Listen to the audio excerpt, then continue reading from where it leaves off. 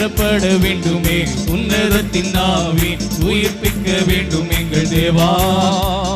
முன்மாரியாக அன்று பொழிந்திட்ட ஆவியை பின்மாரியாக இன்று பொழிந்திடுமே. பொழிந்திடும் வல்லமை உன்னதத்தின் வல்லமை, ஆவியின் வல்லமை, அக்கினியின் வல்லமை.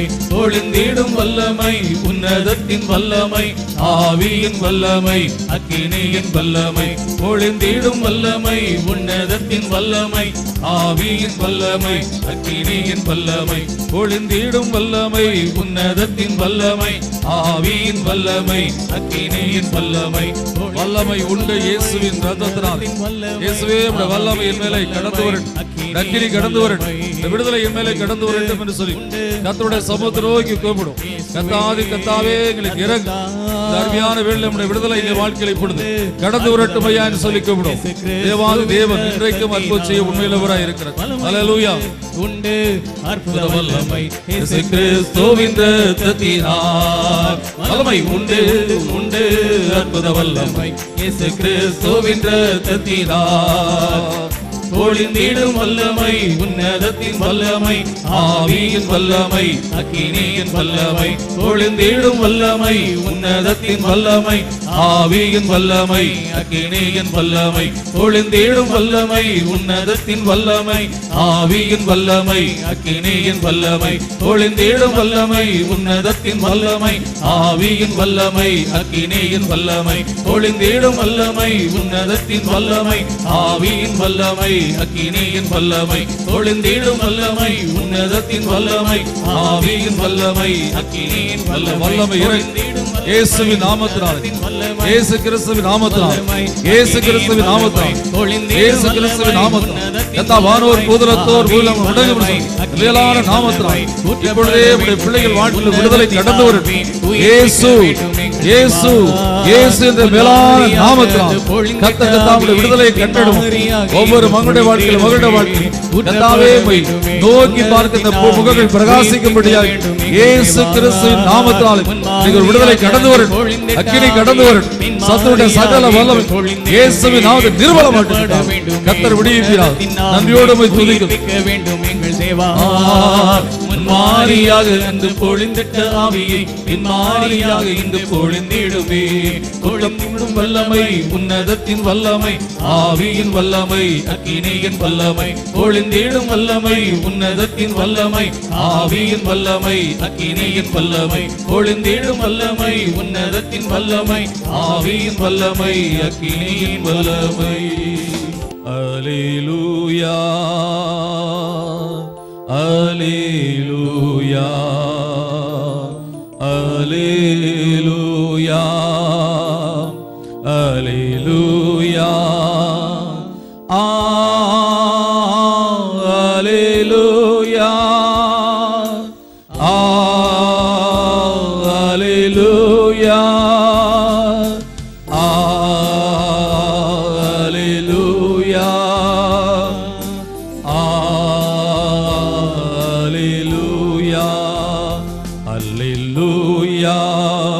Hallelujah, hallelujah,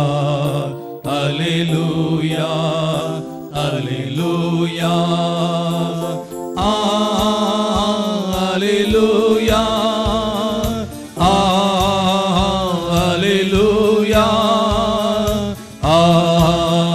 hallelujah,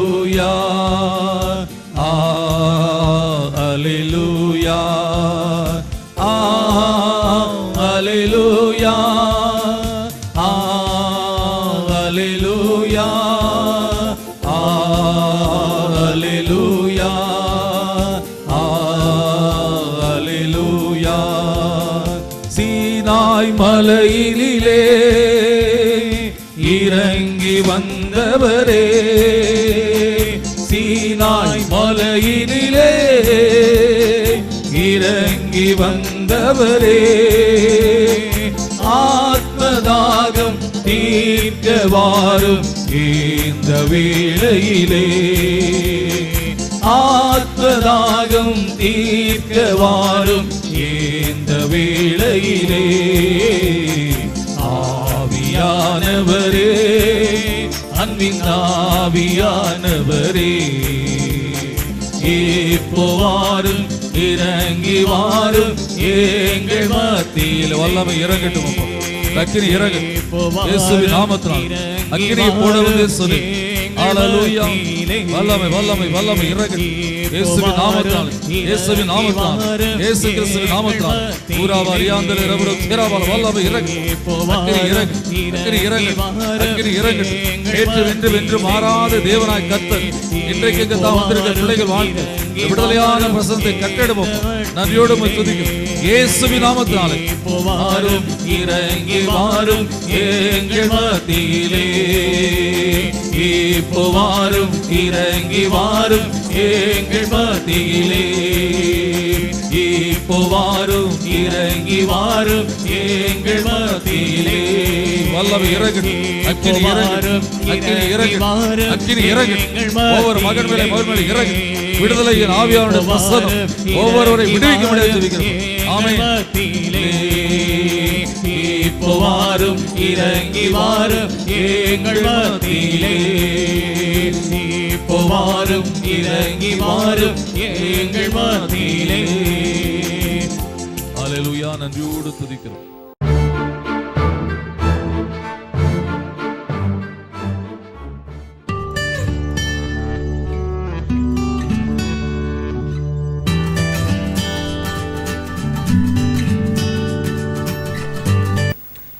ஏசாயா 41:13 சொல்லுகிறது, உன் தேவனாய் இருக்கிற கர்த்தராகிய நான் உன் வலதுகையை பிடித்து பயப்படாதே, நான் உனக்கு துணை இருக்கிறேன் என்று சொல்லுகிறார் என்று சொல்லப்பட்டிருக்கிறது.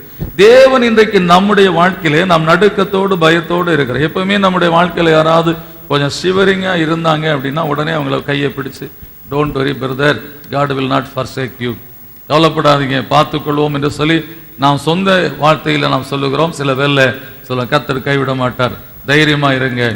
ஒருவேளை அவங்க குடும்பத்தின் மக்கள் யாராவது சிக்கா இருக்கலாம், அல்லது ஒரு குடும்பத்தில் ஏதாவது ஒரு நெருக்கம் சூழ்நிலைகள் கடந்து வந்திருக்கலாம். Whatever the situation we say don't worry brother.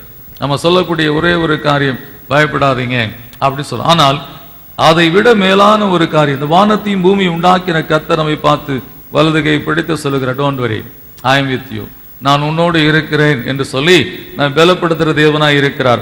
வேதம் சொல்லுகிறது, ரோமர் 8ஆம் அதிகாரம் 31ஆம் வசனத்தை நாம் வாசிப்போம் என்று சொன்னால், ரோமர் 8:31 சொல்லுகிறது, தேவன் நம்முடைய பட்சத்தில் இருந்தால் நமக்கு விரோதமாய் இருப்பவன் யார்? தேவன் நம்முடைய பட்சத்தில் இருந்தால் நமக்கு விரோதமாய் இருப்பவன் யார் என்று சொல்லி அங்கே பவுல் அப்போஸ்தலன் ரோமாபீரியருக்கு எழுதும்போது எழுதுகிறார், நம்முடைய தேவன் நம்ம பட்சத்தில் இருக்கிறார், நமக்கு எதிராக யார் வர முடியும் என்று சொல்லக்கூடிய காரியத்தை. இது நல்ல ஒரு காரியம் தான். ஆனா நம்ம தேவன் நம் பட்சத்துல இருக்க வேண்டிய ஒரு வாழ்க்கை வாழ வேண்டியதுதான் நம்முடைய கடமையாய் இருக்கிறது. வேதம் சொல்லுகிறது, ஆதியாகமம் 31:42 சொல்லப்பட்டிருக்கிறது.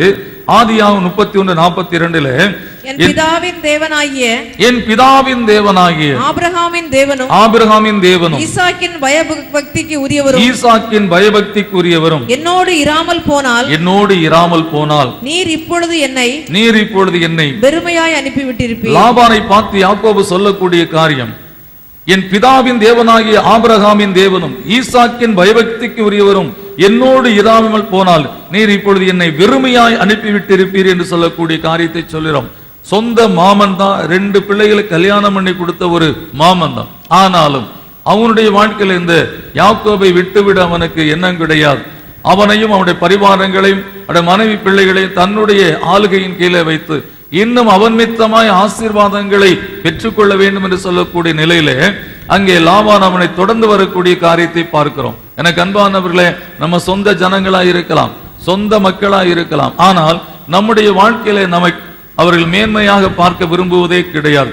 அவர்களை விட ஒரு அடி நாம் உயர்ந்து விட்டோம் என்று சொன்னால், ஒரு அடி என்ன 1/4 இன்ச்சு உயர்ந்து விட்டாலே அவரால் என்ன பண்ண முடியாது, சகித்துக் கொள்ள முடியாது.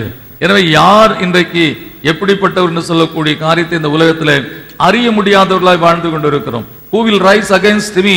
எனக்கு விரோதமாய் யார் எழும்புவார் சொல்ல எனக்கு தெரியாது. அந்த யூதாஸ் என்பவன் இயேசு கிறிஸ்துவோடு கூட இருந்தான், ஆனால் அவன்தான் அவருக்கு விரோதமாக எழும்பினான். என்னின் தாளத்துல என்னோடு கூட கையிடுகிறவனே தன் குதிகாலை தூக்கினான், என் தலைக்கு மேல தூக்கினான் சொல்லக்கூடிய காரியத்தை பார்க்கிறோம். இப்படி நம்முடைய வாழ்க்கையை யார் வேண்டுமானாலும் எப்பொழுது வேண்டுமானாலும் நமக்கு விரோதமாய் எழும்ப முடியும், எழும்புவார்கள் என்று சொல்லக்கூடிய வாழ்க்கையில உலகத்துல ஓடிக்கொண்டிருக்கிறதுனாலே தேவனை நம்முடைய பட்சத்தில் வைத்துக் கொள்வது ரொம்ப ரொம்ப சால சிறந்த ஒரு காரியம். We must keep our God with us.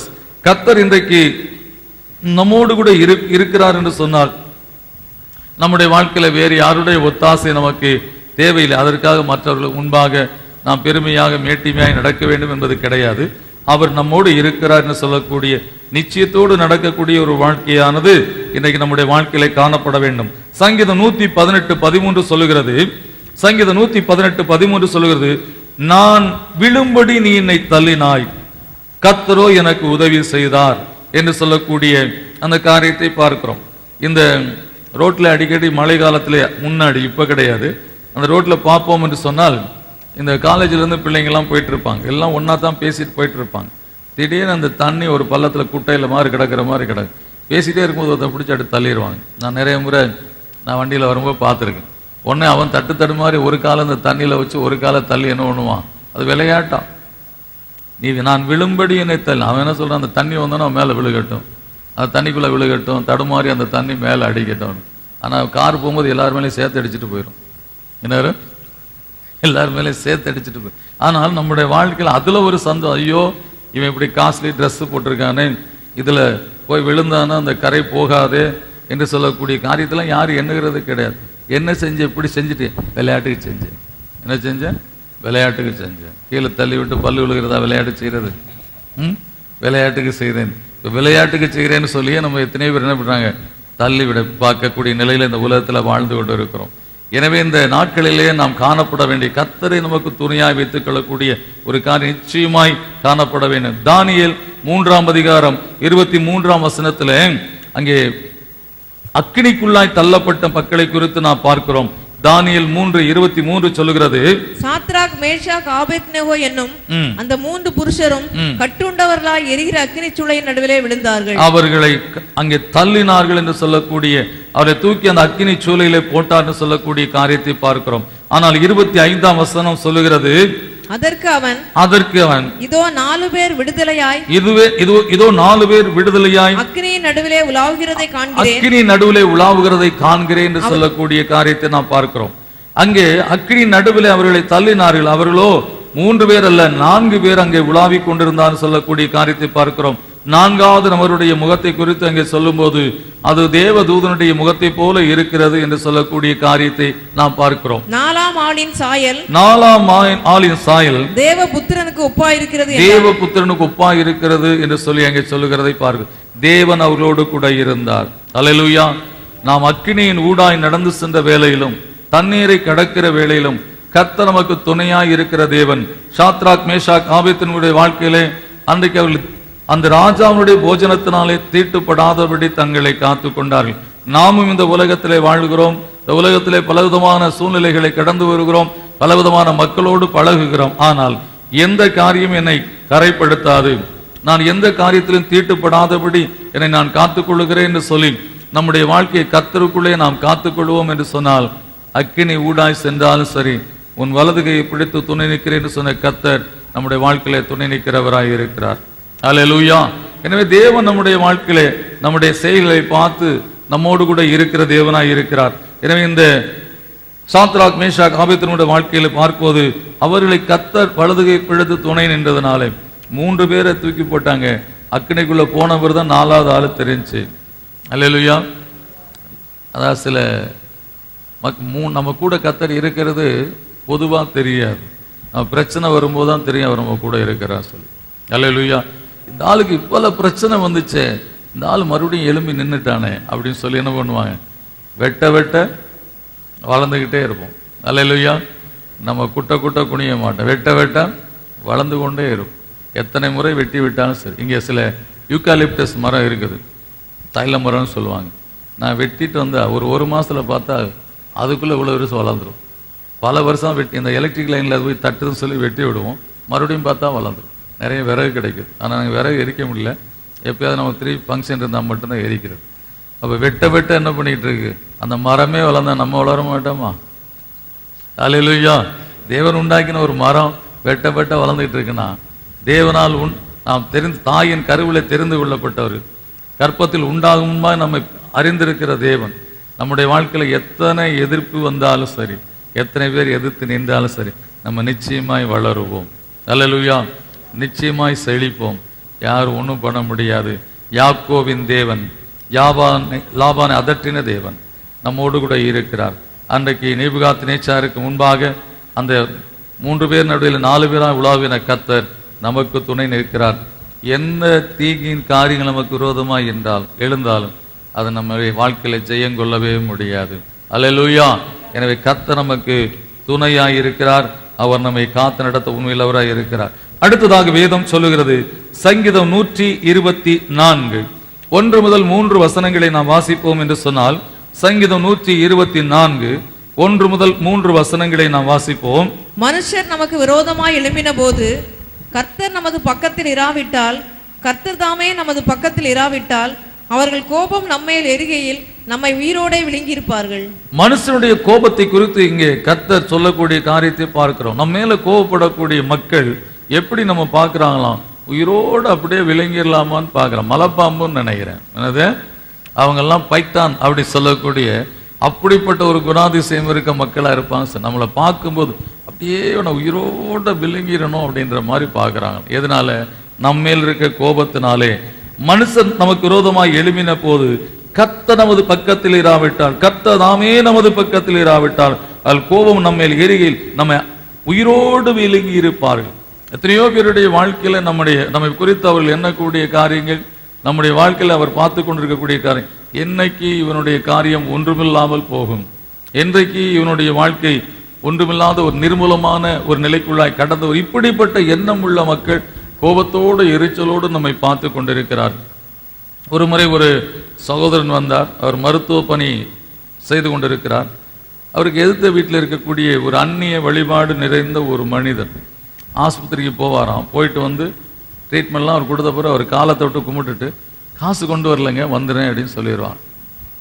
பெரிய வீடு கட்டி வச்சிருக்கார், பாஸ் லொக்காலிட்டி. கிட்டத்தட்ட அந்த வீடு 1 கோடி 1.5 கோடி ரூபாய்க்கு மேலே அந்த வீட்டோட மதிப்பு இருக்கும்.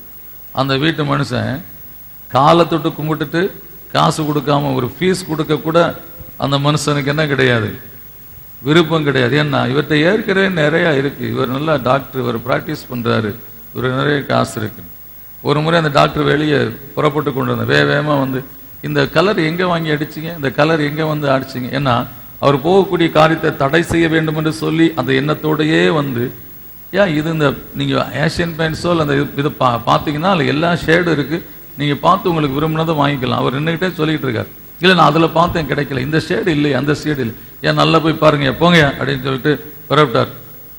அந்த மனிதனுடைய அந்த கோபம், இன்னைக்கு அவர் சொல்லுகிறார், அந்த ஒரு இந்த மனிதனுடைய கோபம் எத்தனையோ முறை வந்து ஒரு 5 பைசா கூட ஃபீஸ் கொடுக்காம மருத்துவ சிகிச்சை பெற்றுக்கொண்டு போகிற மனிதன், ஏன் அப்படி அவசரமாக போயிட்டு இருக்கேன், இந்த நேரத்தில் வந்து வழியை மறைச்சிக்கிட்டு இருக்கேன், எனக்கு நேரம் ஆகுதுன்னு சொன்னவனு அந்த கோபமானது அவர் சொல்லுகிறார், இன்னைக்கு நான் ஃபீல் பண்ணுறேன், அவன் என்னைய அப்படி விழுங்குறது மாதிரி பார்த்தான் அப்படின்னு சொல்லக்கூடிய காரியத்தை அந்த மனிதன் சொன்னார். அவர் டாக்டர் சொன்னார்.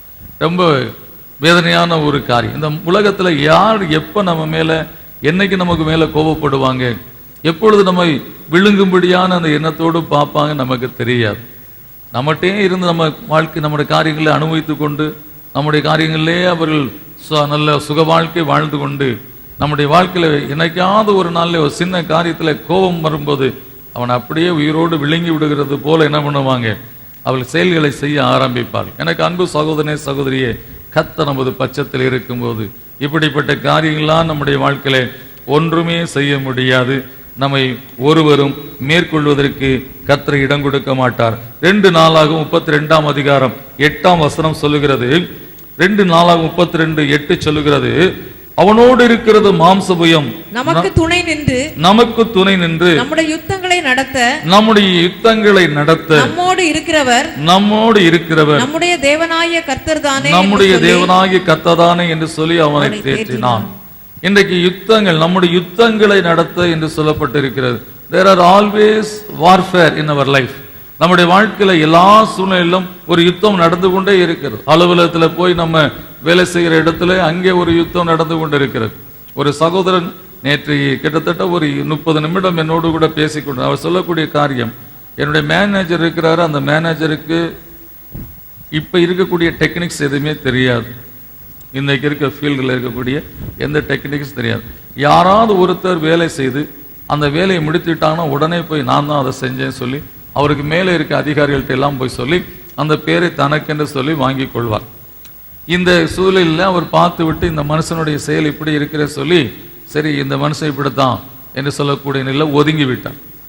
அதுக்கப்புறம் ஒரு சின்ன யங்ஸ்டர் புதிதாக வேலைக்கு வந்த மனுஷன் பார்த்துட்டு இவர்கிட்ட வந்து கேட்டாரான், என்ன சார் நீங்கள்லாம் சும்மா உட்காந்துட்டு இருக்கீங்க, அந்த ஆள் ஒரு டம்மி, அந்த ஆளுக்கு ஒன்றுமே தெரியல, இன்னைக்கு இருக்க லேட்டஸ்ட் டெக்னிக் ஒன்றுமே தெரியல, அந்த ஆள் ஒரு மேனேஜர்னு சொல்லிட்டு எல்லாரையும் குழப்பிக்கிட்டு இருக்காரு, எல்லாருக்கும் மேலே நம்மளையெல்லாம் ஒரு திகில் உண்டாக்கி கொண்டு பயமுறுத்தி கொண்டு மேலதிகாரிகள்கிட்ட போய் அந்த நான் தான் செஞ்சேன்னு சொல்றாரு. அவருக்கு என்ன தெரியும் இன்னைக்கு அப்படி சொல்லி கேட்டார். இன்றைக்கு அந்த அந்த பிரதர் சொல்லக்கூடிய காரியம் சொல்றாரு, நாங்க சரி அந்த மனுஷன் போனா போறான் ஏதோ, ஆனா இன்னைக்கு இருக்க அந்த சமுதாயம் இன்னைக்கு வந்தவொன்னு கேட்குறாங்க, ஒன்றும் இல்லாமல் ஏதோ அவருக்கு 15 வருஷம் எக்ஸ்பீரியன்ஸ் இருக்கலாம் அந்த கம்ப்யூட்டர் ஃபீல்டில், அதுக்காக அவருக்கு வந்து இன்னைக்கு இருக்க லேட்டஸ்ட் டெக்னிக் தெரியுமா அவருக்கு அப்படி சொல்லி கேட்ட உடனே நீங்க போய் கேளுப்பா அப்படின்னாங்க. அந்த பையன் நேராக போய் எல்லாத்தையும் மேனேஜரே சொல்கிறேன், சார் அவருக்கு அரைக்குறையா இருக்காரு, ஆஃப் பாயில்டு மாதிரி இருக்காரு, ஆஃப் குக்குடு மாதிரி இருக்காரு, ஒன்றும் தெரியல இன்னைக்கு இருக்க டெக்னிக், அவர் வாட்டு போய் 15 வருஷம் வேலை செஞ்சுருக்கலாம் சார், நாங்கள் இன்னைக்கு தான் செய்யணும், எங்களுக்கு இருக்க டெக்னிக் நாலேஜ் அவர் கிடையாது சார் அப்படின்னு சொல்லிட்டார்.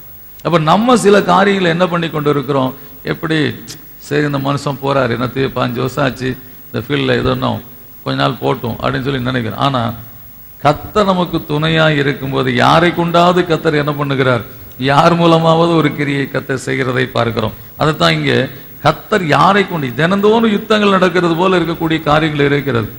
கர்த்தர் அந்த கோலியாத்தை ஒரு கூழாங்கல்லை வைத்து விழும்படியான காரியத்தை செய்தார். இந்த ஒரே ஒரு கூழாங்கல் அவன் இடத்திலிருந்து பட்டயம் என்னென்னமோலாம் வச்சுட்டு பெரிய கேடகத்தை பிடித்து கொண்டு அப்படியா நின்று இருந்த அந்த கோலியாத்துக்கு முன்பாக சாதாரணமான நிலையில இருந்து கொண்ட அந்த தாவீது ஒரே ஒரு கூழாங்கலை அவனுக்கு விரோதமாக எரியும் போது அவன் முகங்குப்புற விழும்படியான காரியம் நடந்தது. எனக்கு அன்பு சகோதரனே சகோதரியே, இந்த குடும்பத்தினுடைய சூழ்நிலைகளில் பலவிதமான யுத்தங்கள் கடந்து வருது. உண்மையாக அந்த மேனேஜருடைய நிலைமையை நான் கேட்டேன். அப்போ அவர் சொன்னார், அவர் வந்து மென்டலி இம்பேலன்ஸ்டு மேன். அவருடைய அண்ணன் ஒருத்தர் கீழ்பாக் மெடிக்கல் காலேஜில் கீழ்பாக்கு சைக்காட்ரிக் காலேஜில் ஹாஸ்பிட்டலில் இருக்கிறார், அட்மிட்டட் அங்கேயே. இன்னொருத்தர் இப்போ தான் ட்ரீட்மெண்ட் ஆகி வீட்டுக்கு வந்திருக்கிறார். இன்னொரு சகோதரியும் சைக்காட்ரிக் ப்ராப்ளம், அவங்களும் வீட்டிலே இருக்கிறாங்க. இவர் ஒருத்தர் தான் வேலை செய்கிறாரு. இவருக்கு இந்த வேலையை விட்டால் அந்த குடும்பம் அதோடு அவ்வளவுதான், வேற ஒன்றுமே பண்ண முடியாது. அப்போ அப்படிப்பட்ட ஒரு மனிதன் எப்படி மற்றவர்களோட பவ்யமாக பணிவாக இருந்து இந்த காரியத்தில் வாழ வேண்டும். ஒரு கடைசியில் இந்த கம்ப்ளைண்ட் எல்லாம் சொல்லி சொன்னோன்னே அந்த சிஇஓ காலில் போய் கீழே காலில் விழுந்துட்டான், சார் என்னை வேலையிலிருந்து அனுப்பினீங்கன்னா நான் ஒன்றுமே பண்ண முடியாது சார், எனக்கு தயவுசெய்து எனக்கு வேலையை வந்து அனுப்பி. அவங்க சொன்னாங்க 6 மாதம் உங்கள் மானிட்டர் பண்ணுவோம், 6 months உனக்கு வார்னிங் டைம், இந்த 6 months நீ ஒழுங்காக யாருக்கும் பிரச்சனை கொடுக்காம இருந்தால் நீ இந்த வேலை நீடிக்க முடியும், இல்லைன்னா முடியாது அப்படின்னு சொல்லி. அவர் கோவம் வந்துச்சு, நாங்கள் ஆஃபீஸில் இருக்கலாம் அடிச்சு விடுவாராம். அந்த ஆஃபீஸில் அடித்தவங்களாம் சாட்சி சொல்லியிருக்காங்க, சார் என்னை அடிச்சு விட்டார் அவர், அப்புறம் என்கிட்ட வந்து மன்னிப்பு சார் பெரிய மனுஷன் ஏதோ டென்ஷனில் அடிச்சுட்டாரு சொல்லி விட்டுட்டோம். இப்படி ஒவ்வொருத்தராக அவரை விட்டு கொண்டே வந்தாங்க. கடைசியில் இப்போ வந்து ஒரு சின்ன பையன் என்ன பண்ணிட்டான், நீ என்ன தெரியும், வாங்குற சம்பளத்துக்கு ஒழுங்காக வேலை செஞ்சுட்டு வாங்கி சாப்பிட்ற விட்டு எங்களெல்லாம் ஏன் ட்ரபிள் பண்ணுற. அப்போ நம்முடைய வாழ்க்கையில் இன்றைக்கு யுத்தங்கள் நடந்து கொண்டே இருக்குது. ஆஃபீஸில் யுத்தம், நம்முடைய பிஸ்னஸில் யுத்தம், நம்முடைய குடும்பத்துக்கு பக்கத்தில் பல விதமான காரியங்கள், வீட்டுக்கு பக்கத்தில் யுத்தம், இப்படி எல்லா காரியங்களும் நடந்தால் நம்ம போக முடியாது யுத்தத்துக்கு. நம்ம கர்த்தருடைய பிள்ளைகள். ஆனால் கர்த்தர் யாராவது ஒருத்தரை அனுப்பி என்ன பண்ணுவார், அந்த யுத்தத்தின் காரியங்களை நேர்த்தியாக முடித்து கொடுப்பார். அல்லேலூயா. நமக்கு இப்படிப்பட்ட நம்முடைய தேவனாய் கர்த்தர் தானே நம்மோடு யுத்தங்களை நடத்த. நம்ம யுத்தம் பண்ண முடியாது, நமக்காக யுத்தம் பண்ண கர்த்தர் இருக்கிறார். கர்த்தர் நம்மோடு கூட தெளிவாய் இந்த நாளில் பேசியிருக்கிறார். நம்முடைய வாழ்க்கையில் இன்றைக்கு கர்த்தர் நான் உனக்கு துணை நிற்கிறேன், உன் வலதுகையை பிடித்து உனக்கு துணை இருக்கிறேன். இந்த தேவனுடைய வார்த்தை எனக்காக சொல்லப்பட்டது. தேவனின் பட்சத்தில் இருந்தால் எனக்கு எதிராக இருப்பவன் யார்? மனிதன் கோபத்தினாலே நம்மை விழுங்கி விடுகிறது போல இன்றைக்கு காரியங்களை செய்து கொண்டிருக்கிறான்.